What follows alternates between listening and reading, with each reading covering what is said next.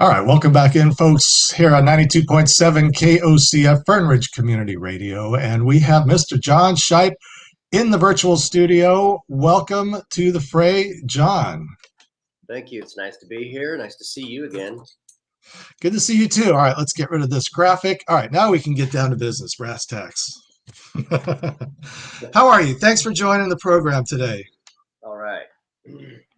So let's talk about your album, The Beast Is Back.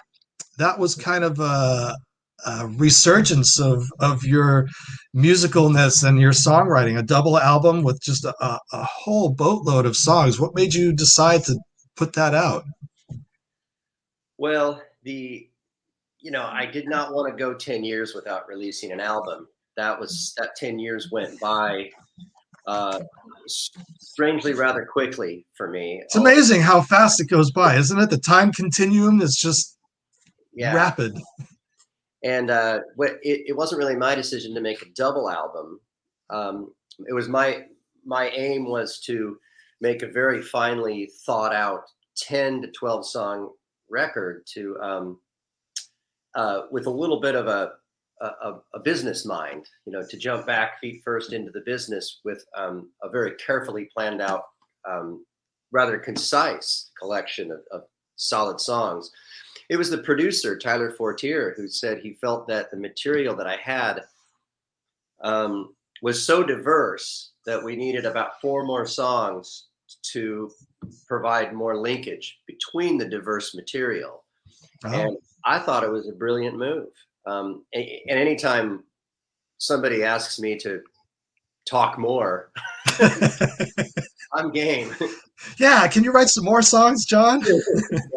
So what is your songwriting process like? I mean, are you one of those people that wakes up every day and say, okay, I'm going to write, 5 lines, or I'm going to try and write a song today? Or do you just, are you driving and you got to pull over and write a song?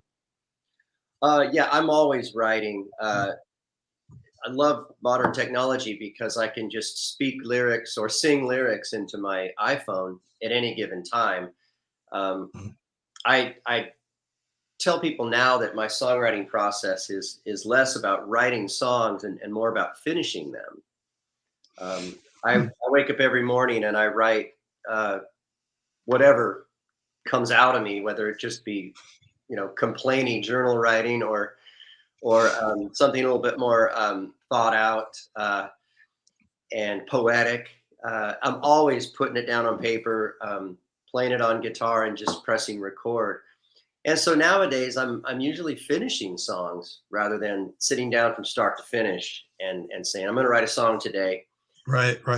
But occasionally something will come up that seems rather important to accomplish. A piece of subject matter that will happen once or twice a year, where I really have to tell myself, you need to write a song about this, and it needs to be finished very soon before the passion goes away. And there are a couple songs like that on the album. One is called Thoughts and Prayers, which is definitely on my mind right now, which is about gun violence, that sort of thing. That does happen, but for the most part, I'm always just kind of putting it out there and piecing it together when I want to finish the song. Yeah, and you're one of those guys who I don't really need to ask if your songs are autobiographical or just stories, because your songs are clearly about you and your experiences and what you're feeling in the moment, whether it's in your personal life or like you say, thoughts and prayers. And does it ever worry you that you're divulging too much of yourself in your songs? It doesn't anymore, but I think it used to. And when I was younger, I think that I wrote a lot of hard to understand material, and I called it arty. But it was sort of, as John Lennon says, you fill it with a lot of gobbledygook, so it sounds poetic and profound. And it's quite true that you might have been thinking about something profound while you were writing the song, but you didn't do the job of clearly articulating what's really going on and what is the song really about? What's the backbone of the song? uh, a young poets kind of do that. They obscure things. And now, I guess in the last 15 years, uh, I've learned to be less afraid of that kind of vulnerability. If the song happens to be kind of autobiographical. Right. And so one of the song that I had played just before we came on, before Community Calendar, was Continental Divide. Hmm.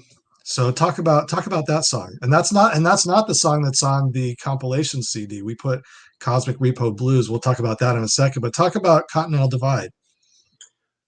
With Continental Divide, I'm really loving that song right now because the meaning keeps evolving.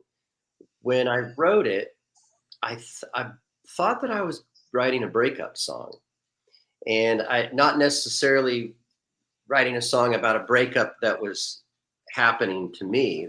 It Mhm. wasn't, um, but I was still kind of. I thought that I was going to be tapping into that sort of thing. I was living in Yellowstone National Park, and I was giving guitar lessons to people in the park. And when you drive around Yellowstone National Park, it's rather long drives from place to place, and you keep crossing the Continental Divide. Like every 300 yards, Ah, you cross the Continental Divide, and there's always a sign. And I saw that sign that said Continental Divide 1,000 times in a period of a few months. So I just figured I had to write a song called Continental Divide. And when I started out, I ended up getting kind of stuck. I didn't know where to go after I wrote the first verse. And I kept thinking about my friend Dave Coy, who used to be in a band with me called the Renegade Saints. He's a great singer songwriter who lives in Portland, and he plays with my other buddies in a band called Mexican Gunfight. oh yeah, okay. And he is an outstanding songwriter, especially when it comes to geography and Mhm. hanging a song idea on a hook. Um, and I kept thinking, well, what would Dave do? And I realized the process of thinking about Dave Coy, it led me to realize, well, the song's right here in front of you. You miss your old buddies, your old songwriting buddies, and your old friends. And I started. So the song ended up being about missing old friends. Okay, cool. But then the pandemic hit, and, And the and meaning evolved, everybody further missing evolved. everybody, and then the sad state of affairs in our country with the divisions, the social divisions and racial divisions and class divisions, and politics. Uh, that's been weighing so heavily on pretty much everybody that now I sort of feel the song's a bit about that.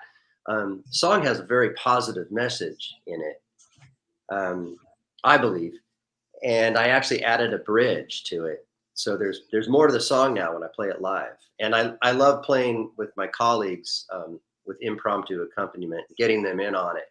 Mhm. So I'm really enjoying that song. It's kind of at the top of my list right now. Well, let's talk about the Cosmic Repo Blues because that's the one that's on our compilation CD. And thank you for contributing to our first ever compilation CD. So talk about the impetus for that song. Cosmic Repo Blues. That would be rather opposite of Continental Divide. It There's no redemption in Cosmic Repo Blues. um, it's it's not necessarily my philosophy of things, or nor my feelings about um, my fellow human beings, but it is a moment of despair for sure. It's essentially a song that says you blew it, and now it's over. The divine powers that be, they're going to take the doll and go home. Time to start over. Time to start over. And my friend Mark Ransom from Bend, Oregon. Mark Ransom is he's kind of a leading a leadership figure in the arts and in music in Bend, Oregon, and he's a very tapped in individual who enjoys mythology and Jungian psychology and applying it to the arts and poetry. And he's also an educator. He's a pretty profound guy. He said that this album, "The Beast Is Back," puts wrath back into the divine, which is very interesting because it hasn't been my path. Mhm. My path has gone the opposite direction, Right. as it is for many. You start out with you start out in your life with connections with more conventional forms of religion, and then you kind of most people they sort of expand as Right. they and they And but some don't. Some make that even make it even smaller. But I yeah. like the expansion. I like the Mhm. expansion. So yeah, so for my personal life, it's been more of a journey of compassion and openness, and but in this song, I just kind of got back into this. I think it's an expression of frustration. The gifts that we have as human beings, the gifts that we have for insight and compassion, and the stewardship over the planet. If you want to bring environmentalism into it, um, but it's a moment of kind of seeing the hardness of humanity's heart and feeling like we blew it. But the truth is that's not the way I feel. It's not over. Right, right. And it's not over. It's not over. All right. Well, John, thanks so much for taking the time today to be on the show. We're actually going to go out with Cosmic Repo Blues here on 92.7 KOCF Fern Ridge Community Radio. Thank you very much, Andrew, for having me. All right. Cool. Wow, that was good, man. Oh, Fun. mhm. Very fun. I had forgotten which song it was on the album. I thought it was Continental Divide. Yeah, I pulled it off of our Dropbox, so it is Cosmic Repo Blues. All right. Hmm. All right. Well,